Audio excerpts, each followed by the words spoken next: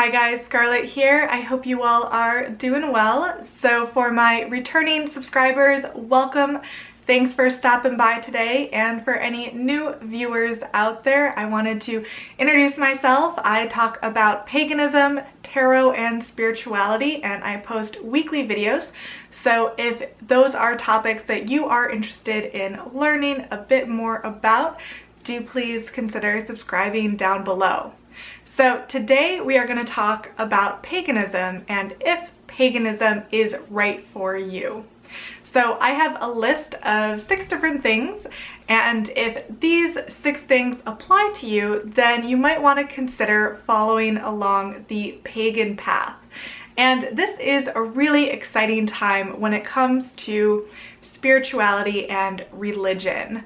It is no longer a given that the religion you grow up with will remain your religious tradition later in life. And a lot of people like myself have made the transition from a previous religion or spiritual system to paganism.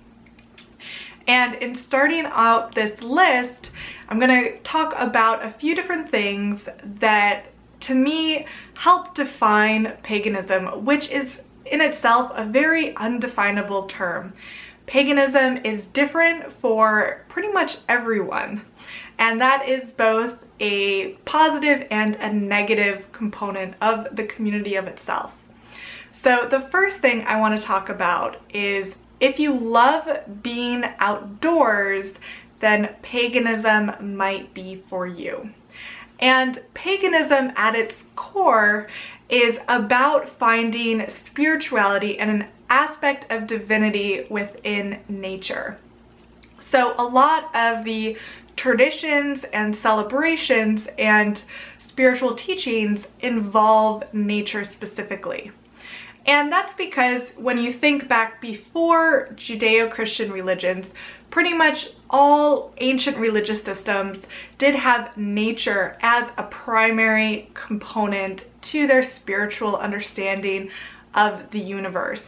In fact, the earliest religions and spiritualities were more akin to animism, or finding the divine both in nature, in animals, and things like that.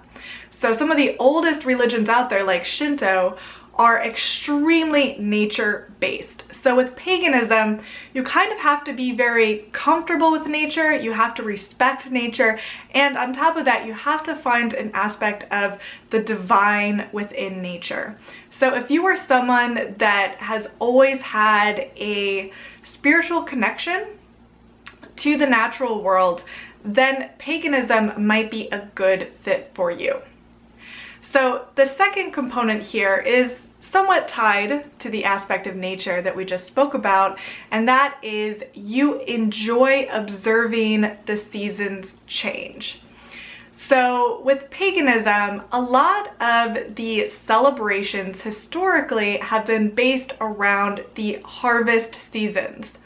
So a lot of traditions are all about wishing or even spell work in order to produce a good harvest season, celebrating that harvest, and looking towards what comes next. So it's all about that cycle of the year.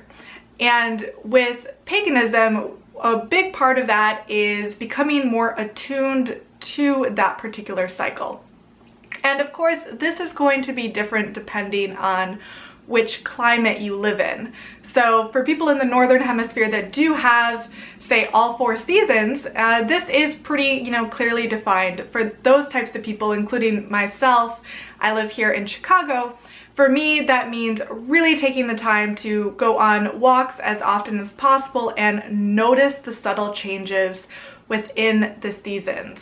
So respecting the 4 seasons and taking a lot of joy in seeing the early flowers of spring, and from there kind of using those seasonal changes to help define other areas of your life. And you can even take that theme of cycles even bigger, so thinking about the cycle of life and death. And some pagans do believe in reincarnation, not all, but that is, considered a cycle as well. So the seasonal cycle of change is a huge component of paganism. Now that doesn't mean if you live somewhere like in the Southwest desert, you can't really explore that idea, because the year-long cycle and the seasons do still change there. The changes might be more subtle, but they can still be appreciated and incorporated into your spiritual practice. So the third aspect is that you believe there is a higher intelligence or force, but you're kind of uncomfortable with the general accepted notion of an all-powerful, perfect God.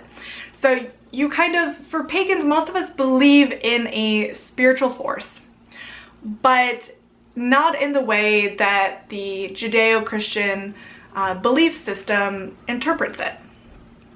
So with the Judeo-Christian God, he is this all-powerful, omniscient presence, and he is also meant to be kind of this perfect God.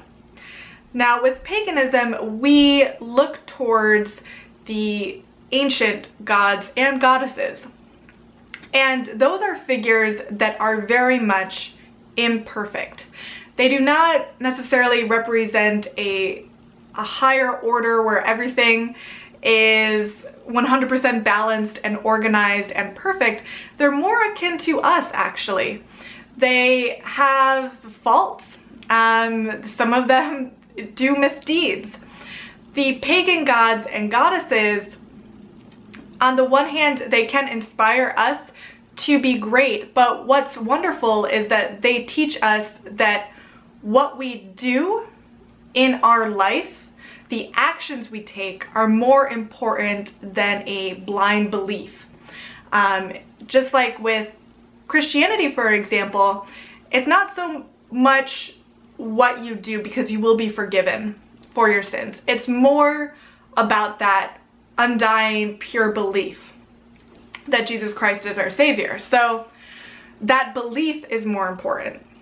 I would say, and of course there might be many pagans that disagree, what the pagan gods and goddesses teach us primarily is that it is our actions here on earth that will define our character, perhaps even where we end up when we die, but our belief is secondary to the actions that we do here on earth. So it is not a perfect god or goddess that we celebrate in paganism. It is the moral complexities, it is the humanity of the gods and goddesses that draw us towards them, and we take those lessons with a grain of salt. So it is a very different way to approach belief in God, and with paganism, it's, you know, many gods. So it's the belief that you can find the divine, whether that's a god and a goddess, whether it's specific gods and goddesses, whether it's nature and animals. It can be a variety of things. But the point is, it's not going to be this one perfect force out there. So that's a bit of a complex one, and there is a lot of nuance there. So I didn't go into full detail on that component, maybe in a future video. So the next thing to consider is if you want a spirituality that embraces the sacred masculine and the sacred feminine. So one of the things that really draws people towards paganism is there is this balance between the divine masculine and the divine feminine. So in Judeo-Christian religions, you have God, and then you have female figures like Mary, for example, but they are always going to be lower than God. With paganism, you have God and goddess on equal footing, and the goddess is revered, and the god is revered in different ways perhaps, but the female has a very important role in the spirituality. And you can even look back into ancient civilizations. There are priestesses, right? The priestess had a very important role within the society. And in modern paganism, it is important to include both the masculine and the feminine components of the divine. Of course, there are branches that would disagree with me. For example, Dianic Wicca is a branch of paganism. So people who choose that specific path diminish the role of the divine masculine a little bit and elevate the divine feminine a bit more. The paganism that I follow treats the divine masculine and the divine feminine in an equal way. And this, again, it's kind of tied back to when we think about the importance of nature itself. In nature, you pretty much have, you know, male and female animals, plants, trees, everything equally important, equally necessary in order to create life. So it's that union of the masculine and the feminine, and also how they are unique, but they are revered equally.